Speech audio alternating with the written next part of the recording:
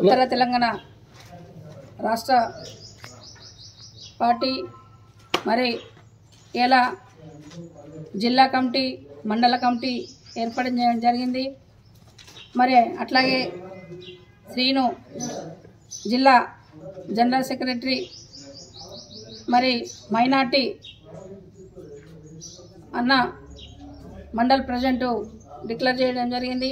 Committee సభ్యులకు నియామక పత్రము అందజేస్తున్నాం. మరి శ్రీనివాస్ గౌడ్ ఇసాపల్లి తమ్ముడు జిల్లా ఉపాధ్యక్షులుగా నియమితులను చేయడం జరిగింది. మరి ఇంకా రాబోయే రోజుల్లో మరి పార్టీ అందరూ ఉత్సాహం చూపిస్తున్నారు. మా పార్టీ మీద కూడా చాలా ఇంట్రెస్ట్ పెట్టి మేము వస్తామని నాకు ఫోన్లు చేయడం కూడా జరుగుతుంది. మరి ఇంకా ముందు ముందు చాలా పార్టీ బలోపేతం కూడా చేస్తాము. అట్లాగే మన తమ్ముడు శ్రీను ఎంపీటీసీ డిక్లేర్ చేయడం జరిగింది. ఇసాపల్లి నుంచి ఎంపీటీసీ డిక్లేర్ చేస్తున్న తమ్మునికి మరి అట్లాగే శ్రీనివాస్ గౌడ్ కూడా సర్పంచ్గా ఇసాపల్లి నుంచి పోటీ చేయడానికి కూడా సిద్ధంగా ఉన్నాడు. మరి పార్టీ మా కార్యకర్తలు లీడర్లము మేమందరం ముందుండి ఇంకా అన్ని గ్రామాలలో కమిటీలు వేసి మరి అన్నిట్లో రంగంలో మున్సిపల్ కమిషనర్ అవన్నీ కూడా గెలిపించుకుంటామని అమ్మవారు సన్నిధానంలో మేము మాట్లాడడం జరుగుతుంది. ఖచ్చితంగా అందరినీ కూడా నేను గెలిపించి చూపిస్తానని కూడా ఈ సందర్భంగా తెలియజేస్తున్నాను.